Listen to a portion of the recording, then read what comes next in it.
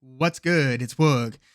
Teofimo Lopez retains his WBO 140-pound title. They gave him the decision over Jermaine Ortiz. Let me just get this out there. This was not a fun fight to watch. It's late. It's not as late as it is on the East Coast, but it's late.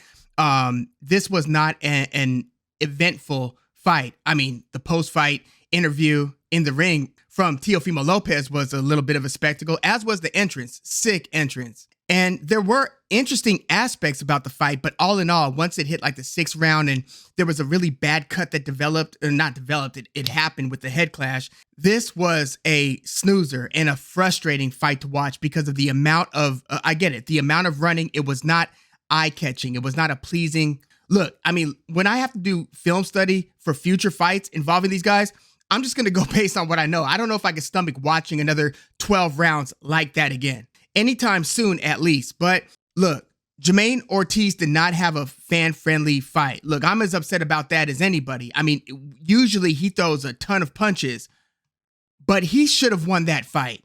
He won that fight. Like, in my view, I had him winning like 7 rounds to 5. And yes, anytime it's 7 to 5, then you can think, okay, if you swing one of those close rounds the other way, you've got a draw. And if you swing 2, now the other guy wins. So all I'm saying is, you're asking a couple different questions. Let me ask you like this. If you go 1 round at a time and you're really scoring it just in a vacuum, you're not looking at it 10 rounds later and saying, oh, damn, I better switch things up or else I'm going to be giving this fight to Jermaine Ortiz like 8 rounds to 4 or 7 rounds to 5.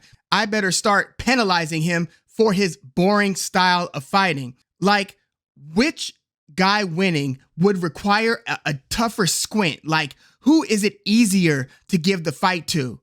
If the answer is Jermaine Ortiz, if it's easier, if you're looking round over round saying, yeah, I could make more of a case for him winning that round and that 12 rounds than Teofimo Lopez, then he should have probably won the fight. I don't know whether yet to call this a robbery, but I'll say this. And, I was talking to my cousin about this the other day or yesterday.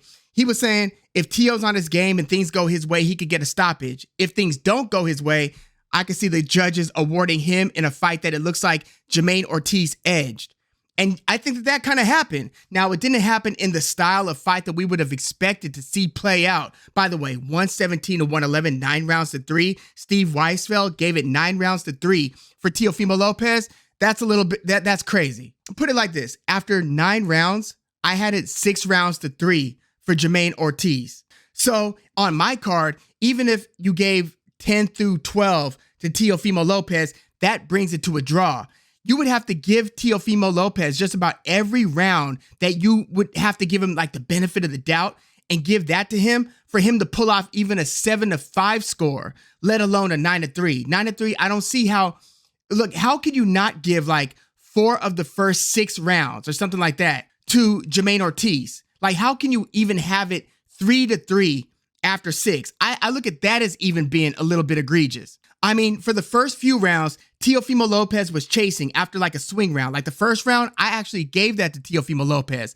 But like 2 through 4, as Lopez is chasing Jermaine Ortiz around the ring and he's hardly landing with anything, and it's Jermaine Ortiz who's able to kind of sneak the shots in whenever he does stop moving his feet, and then he's able to slip and evade just about everything else meaningful that Teofimo Lopez throws. If Jermaine Ortiz is able to do that, and then Teofimo gets so frustrated that he starts inviting Jermaine Ortiz in, he starts waving him in, and then Jermaine Ortiz he obliges and comes forward, and then he gets the better of that. Like, Teo invited him in just to catch the fade. Like, how can you give any of those rounds to Teofimo Lopez? Now, I think that he started to rally back and started to have more success after Jermaine Ortiz received the bad cut, but it wasn't that much more effective. Like, he would land a nice punch here and there, and he was, I think, down the stretch, landing more of the hard, meaningful shots. In a few of those rounds, I just think that it's hard to find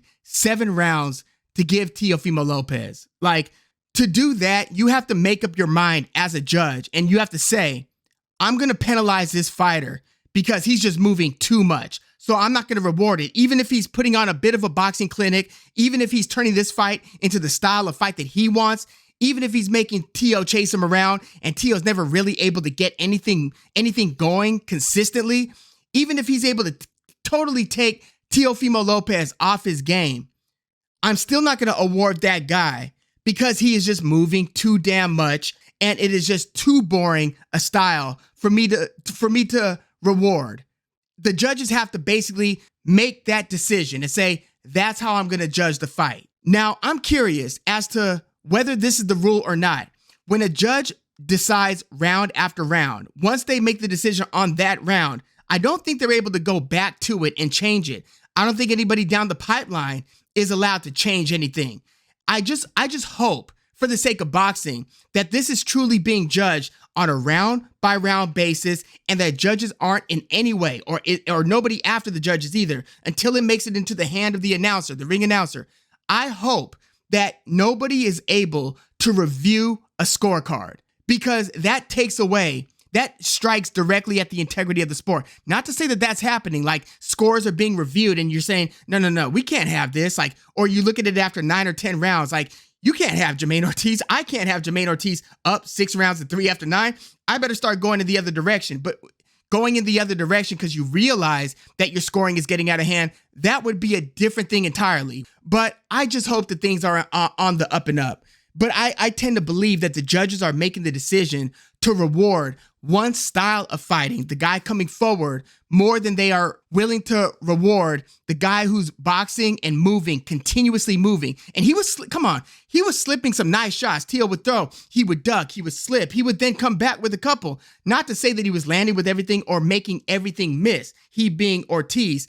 I just think that he was doing a better job in the sweet science of boxing. And it was not pretty. It was not fun. I'm not a fan of that. I'm not a fan of this fight, but I do think that Ortiz did enough to edge it. Now, if you're asking like kind of the moral question, or I'll say the philosophical question, if Teofimo Lopez entered this fight as a champion and this type of fight transpired and what happened, does the other guy deserve to walk away and be called the champion? Now, if you're saying that Jermaine Ortiz won the fight 7 rounds to 5, then the answer should be yes. But I'm not wholly sure that the answer is the same for both. Like, if the guy won the fight on paper, he should become the champion. And I personally don't think that you should judge a fight differently and should think about it like, yeah, this guy probably won the fight, but I can't give that type of a round to the challenger, so tie goes to the runner, to use a baseball phrase. I don't think that should happen, and I hope that that's not what's happening. But again, it was a close fight. It wasn't a fun fight, and it wasn't the type of night that would earn either one of these guys too many more fans. Like, this doesn't do anything for Teofimo Lopez's future fight. This doesn't heighten the anticipation. And I mean, Jermaine Ortiz, after everything that we've seen against Jamel Herring, Vasily Lomachenko, and in other fights, him putting on this performance will almost put him in Zorrilla territory after Zorrilla's performance against Regis Prograis. I feel like he's going to have a difficult time kind of reinvigorating his reputation because he fought such a moving, heavy style fight. You know what I mean? It's just an unfortunate night altogether. But I thought that Jermaine Ortiz did enough to win it. Look, and I don't even really want to get into the post-fight. I personally think that Teofimo Lopez, well, look, I'll just say this. I hope that he's happy. I hope that he's happy in his family life. I hope that he's personally happy. I hope that he's getting fulfillment out of the books that he's reading. He seems like he's a learner and he's a very interested person.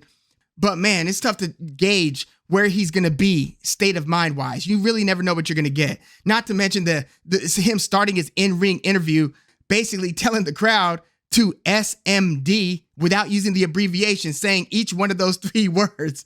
I wasn't expecting that one, even if I could understand or feel him theoretically. But I mean, don't get on the crowd because they're booing. They're booing because they paid their money and they're dissatisfied with the product, with what they got that night. I could totally understand that. So yeah, those are just some thoughts. Look, I thought Jermaine Ortiz boxed his butt off. Like in the first half of the fight, it started to increasingly look like more and more running and less engagement. So I wouldn't fault you for giving more rounds in the second half over to Teofimo Lopez. I mean, quite frankly, I feel like a draw as a decision, as a result, might be the most appropriate. I just don't see how you look at those 12 rounds, round by round, and come away with Teofimo Lopez winning it 7 rounds to 5, or damn sure not 9 rounds to 3. So Yeah, I mean, Jermaine Ortiz basically took a page out of the Sandor Martin playbook, and it was just as basically nearly just as effective against Teofimo Lopez as it was on the night that Lopez fought Sandor Martin. So there clearly is a style